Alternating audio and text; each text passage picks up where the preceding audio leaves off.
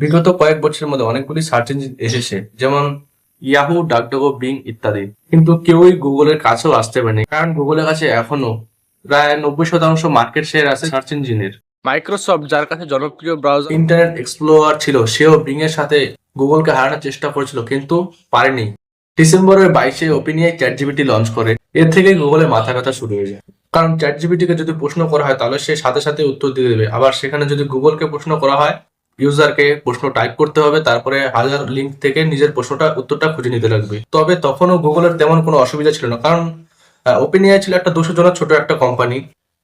কিন্তু যখন Microsoft OpenAI থেকে 49% মালিকানা নিয়ে নেয়, তখন খেলা পুরো ঘুরে যায়। কারণ গুগল জানে তার 80% ইনকাম শুধুমাত্র সার্চ ইঞ্জিন থেকে আসে, আর এআই যদি সার্চ দখল করে নেয় তাহলে গুগল পুরা শেষ। তাই গুগল এমার্জেন্সিতে কোড রেড লঞ্চ করে, যেখানে গুগল নিজের সম্পূর্ণ প্রজেক্ট বন্ধ করে জিমিনাই এআই এর উপরে কাজ করতে শুরু করে। এদিকে আবার মাইক্রোসফট চ্যাটজিপিটি কে তার নিজের সম্পূর্ণ প্রোডাক্টে ইন্টিগ্রেট করতে শুরু করে দেয়, এবং একটা এআই রেস শুরু হয়ে যায়। এই রেসে ঢুকতে চাইছিল না কেউ, কারণ একটা এআই মডেলকে ট্রেন করার জন্য অনেক টাকা এবং অনেক সময় দরকার হয়, যা মাইক্রোসফট এবং গুগলের কাছে আগের থেকে ছিল। কিন্তু তখনই একটি ভারতীয় ছেলে, আরভিন্দ শ্রীনিবাস, এন্ট্রি নেয়। তার কাছে তো নিজের এআই মডেল ট্রেন করার জন্য অত টাকাও ছিল না, কিন্তু তাও সে পারপ্লেক্সিটি লঞ্চ করে দেয়।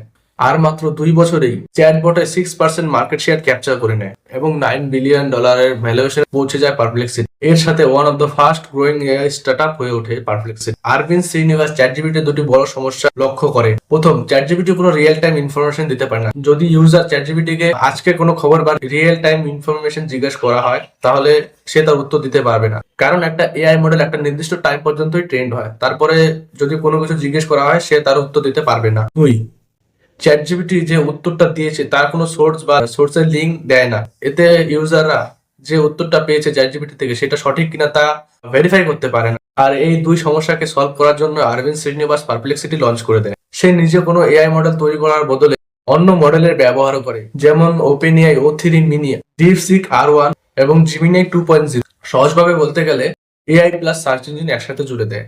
এখন যদি পারপ্লেক্সিটিকে কোনো প্রশ্ন করা হয়, প্রথমে সে প্রশ্নটাকে ওয়েবে সার্চ করে, তারপরে এআই দিয়ে সামারাইজ করে এবং সোর্স ও রিয়েল টাইম ইনফরমেশন দেয়।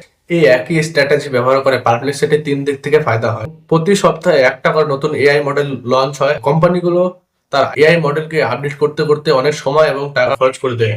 যখন ডিপসি এসেছিল, তখন ওপেনএআই তার O3 মিনি মডেল লঞ্চ করে এবং গুগল জেমিনাইতে আরো 4টি মডেল লঞ্চ করে দেয়।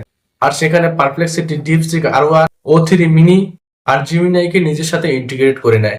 এতে তার এআই মডেল সাথে সম্পূর্ণ কম্পিটিশন শেষ হয়ে যায় এবং সে তার সম্পূর্ণ ফোকাস এআই সার্চকে আরো ভালো করার জন্য ব্যবহার করতে পারে। সব এআই মডেলে আলাদা আলাদা জিনিসের উপর ভালো কাজ করতে পারে, যেমন কোনো এআই মডেল রিজনিং এ ভালো, আবার কেউ রাইটিং। সেখানে পারপ্লেক্সিটি ইউজারকে মডেল চুজ করা অপশন দেয়, যেখানে ইউজাররা নিজের সুবিধা মতো একটা মডেল চুজ করতে পারে। অনেক মডেল কোনো না কোনো স্পেসিফিক জায়গায় সেন্সার থাকে, যেমন জেমিনাই কোনো পলিটিক্যাল ওপিনিয়ন দেয় না, আবার ডিপসিক সবসময় চাইনা সাপোর্টে উত্তর দেয়। এই কারণে এই মডেলগুলোর বিরুদ্ধে অনেক লিগ্যাল কেসও হয়, যেমন কয়েকদিন আগেই চ্যাটজিপিটিতে মিডিয়া হাউসের কপিরাইটের কেস। ডিপসিক কতগুলো কান্ট্রিতে আবার ব্যান। সেখানে পারপ্লেক্সিটির কোনো নিজস্ব এআই মডেল নেই, তাই সেখানে কোনো কেসের ঝামেলাও থাকে না। যদিও কোনো এআই মডেলের উপর কেস হয়, সেখানে পারপ্লেক্সিটি সেই মডেলকে সেখান থেকে সরিয়ে অন্য মডেলের উপর শিফট হয়ে যায়।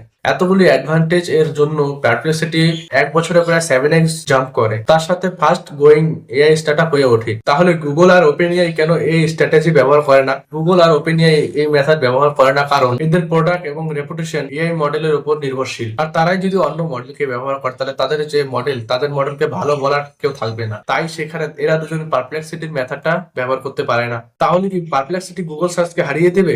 এর উত্তর হলো না, কারণ গুগলের কাছে ক্রোম ব্রাউজার আছে, যার মার্কেট গ্যাপ হলো 68%। সেখানে সাফারির মার্কেট শেয়ার হলো 17%। আর এই দুটোরই ডিফল্ট সার্চ হলো গুগল। গুগল শুধু অ্যাপেলকে ডিফল্ট সার্চে রাখার জন্য প্রতি বছর মোটা অঙ্কের টাকা পে করে। তাই যুদ্ধটা সার্চের নয়, বরং ব্রাউজারেরও। এর জন্য ওপেনএআই নিজের ব্রাউজার তৈরির কাজ করছে। তাহলে প্রশ্ন হলো, ওপেনএআই প্লাস মাইক্রোসফট কি গুগলের ডমিনেন্সকে ভাঙতে পারবে? এটাই রিয়েল টাইম আনফিল্ড। আর পারপ্লেক্সিটি হলো এই যুদ্ধের একটা ইন্টারেস্টিং চরিত্র।